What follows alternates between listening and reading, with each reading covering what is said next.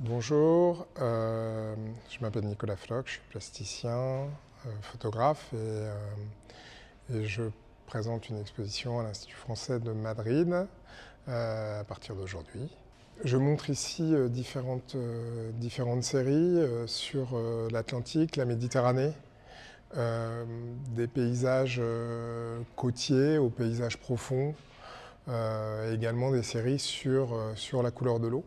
Alors je travaille sur les paysages sous-marins depuis une quinzaine d'années et j'ai fait un travail le long des côtes françaises que je suis en train de terminer. Je travaille sur les typologies de paysages pour montrer à la fois la diversité et enregistrer un état de ces environnements invisibles, pour la plupart, un état à un moment donné. Je travaille à la fois en noir et blanc sur des paysages peu profonds et je travaille en couleur sur le paysage le plus commun dans l'océan, qui est un paysage où on ne voit que la couleur qui s'étend à perte de vue. Enfin, ce paysage le plus commun dans ce qu'on appelle la zone photique, c'est-à-dire la zone qui va recevoir de la lumière, parce qu'il ne faut pas oublier que l'océan à 3800 mètres de profondeur moyenne et qu'après 200 mètres, on a quasiment plus de lumière. Donc l'image la plus commune serait une image noire. Mais en dehors de cette image noire, c'est une couleur qui va s'étendre à perte de vue. Les séries en noir et blanc correspondent à tout le travail que je fais sur le littoral et où je vais montrer ces paysages invisibles pour la plupart, qui sont vraiment méconnus. Et pour moi, c'était de choisir le noir et blanc, c'était à la fois nous emmener dans un univers qui peut être parfois un peu fantastique, et dans lequel on pourrait vraiment se promener et que l'on habite indirectement, il faut pas l'oublier. En même temps, c'était faire référence à une histoire de la photographie qui s'est composée en noir et blanc. Et donc on a un imaginaire par rapport au paysage terrestre qui s'est aussi construit avec cette histoire de la photographie qui n'existe pas sous l'eau. Et pour moi, c'était une manière de relier cet espace subaquatique à l'espace terrestre et de maintenir ce continuum terre-océan.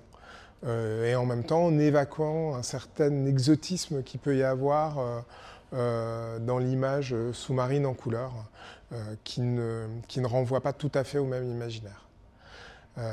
Et en même temps, ces images on va dire, de fond ou de surface lisible vont contraster avec ce paysage le plus commun dans l'océan, qui est celui de la couleur de l'eau. Et où là, on n'a que la couleur qui s'étend à perte de vue. Et l'océan permet de séparer à la fois ces paysages lisibles qui vont être en noir et blanc et ces étendues colorées qui paraissent presque de la peinture, des monochromes qui ont une dimension très picturale, mais il s'agit bien de photographie documentaire et de photographie de paysage. Ici, on est dans le Mississippi et où on va trouver des couleurs relativement intenses, peut-être plus que dans d'autres rivières, mais on a souvent des couleurs assez chaudes dans les rivières qui sont liées à la fois aux roches, aux sédiments dissoutes, aux sédiments qui vont être transportés par la rivière, mais aussi aux tanins des forêts, qui vont donner ces couleurs rouges, orangées, parfois un peu jaunes.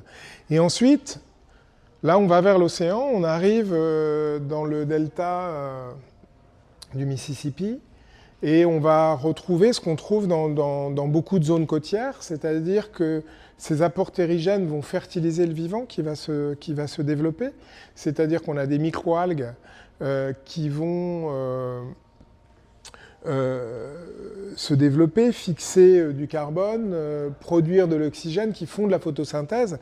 Et donc c'est la chlorophylle qui donne, que l'on voit. C'est comme si on regardait un peu au travers de la feuille d'un arbre.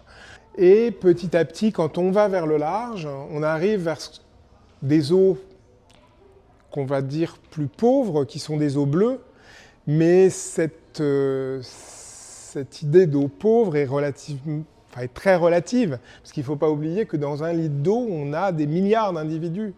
Donc en fait, on a l'image que quand on voit un banc de poissons, que la vie se trouve dans ces gros organismes, les poissons ou les cétacés que l'on va voir dans ces images.